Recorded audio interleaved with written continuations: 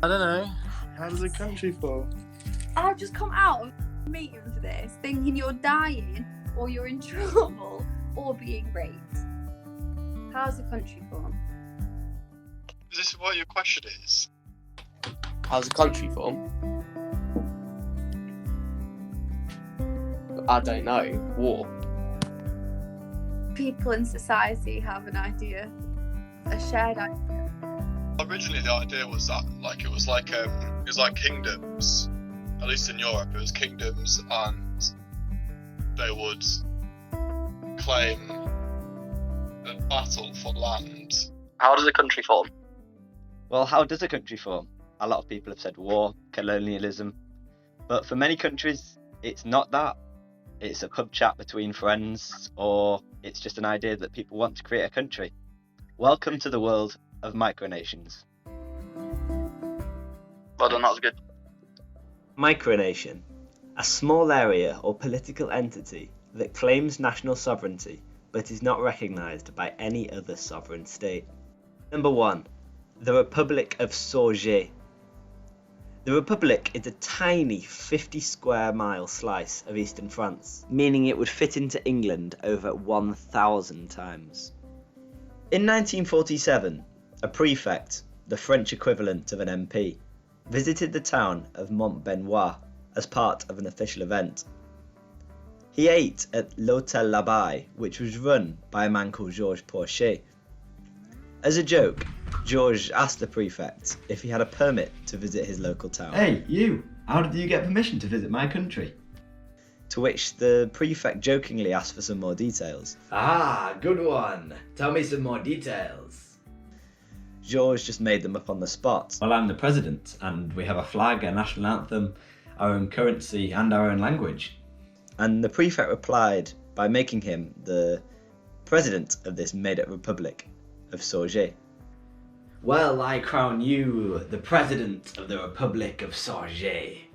The micronation has since earned a lot of money from tourism, which has all been put directly into restorations of the local abbey. This local abbey is very precious to the community, as it was the site where they all came together when they were cut off from the rest of the world due to snowstorms in the past few centuries. It was also the site of a 1637 massacre, and it still bears the scars of it today. So the country tries to promote itself to tourism through having a customs office and offering visits to see the president, in order to raise money to put straight into this community abbey. So something that started out as a joke has actually really benefited the local community and is a real positive for the creation of a micronation. Number 2. Lidonia. In 1980, a man called Lars Vilks started to create sculptures in Kullaberg Nature Reserve in the south of Sweden. The Swedish authorities spent over 10 years trying to get these demolished, seeing it as totally illegal. The sculptures still stood after all of the legal disputes were over, and this made Lars believe he had de facto control over the 1 square kilometre of land. So Lidonia would fit into England over 130,000 times, but it is actually double the size of the smallest country in the world, which is the Vatican. This micronation now represents the freedom of expression through art, and it has over 23,000 citizens. Anyone can sign up free of charge online. All you have to do is put in details such as your hair colour and your eye colour. The national anthem of Lidonia is the sound of a stone being thrown into the water, whilst the time zone is 3 minutes behind Swedish time.